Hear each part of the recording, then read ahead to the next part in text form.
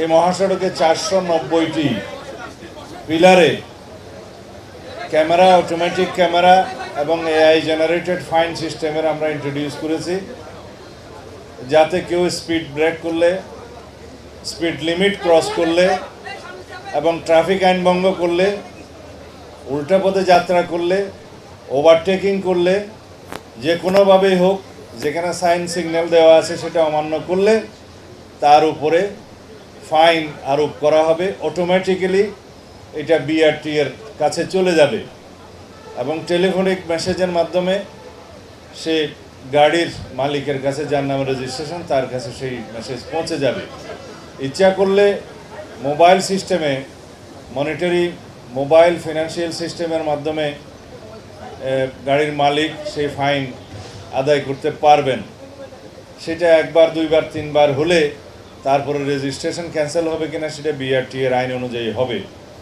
আমরা আশা করি এই বিষয়ে জনসচেতনতা আরও বেশি বৃদ্ধির লক্ষ্যে হাইওয়ে পুলিশ এবং বাংলাদেশ পুলিশ পত্রিকার মাধ্যমে, সোশ্যাল সামাজিক যোগাযোগ মিডিয়াতে এবং বিভিন্ন মাধ্যমে সেটা আরও বেশি প্রচারণা দেবেন, যাতে জনগণ জানতে পারে, সচেতন হয়।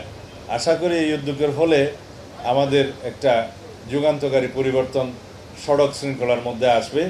এ বিষয়ে সহযোগিতা করার জন্য বাংলাদেশ সড়ক পরিবহন শ্রমিক ফেডারেশনের সভাপতি হিসেবে জনাব শিমুল বিশ্বাস এমপি আছেন, এখানকার লোকাল এমপি আছেন আমাদের মান্নান সাহেব, হাইওয়ে পুলিশের সমস্ত কর্মকর্তারা আছেন, হাইওয়ে পুলিশের যিনি প্রধান এডিশনাল আইজি ফারুক সাহেব আছেন, আইজি সাহেব আছেন। আপনারা সবাই জনসচেতনতা সৃষ্টির লক্ষ্যে, হাইওয়ে শৃঙ্খলা ফিরিয়ে আনার লক্ষ্যে আপনারা যথেষ্ট প্রচারণা দিবেন এবং এই কার্যক্রম এই মুহূর্ত থেকে শুরু হলো।